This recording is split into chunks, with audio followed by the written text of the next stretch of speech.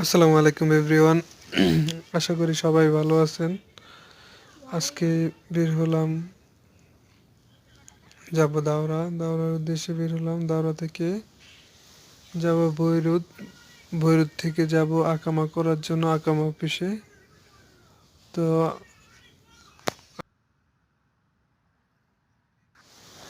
অফিসে যাব, দয়া করে সবাই দেখতে থাকুন আকামা কিভাবে করতে হয়, কোন অফিস থেকে আকামা করা লাগে, বিস্তারিত এক ভিডিওর মধ্যে সব কিছু ক্লিয়ার করব। আশা করি সবাই ভিডিওটা কন্টিনিউ করবেন।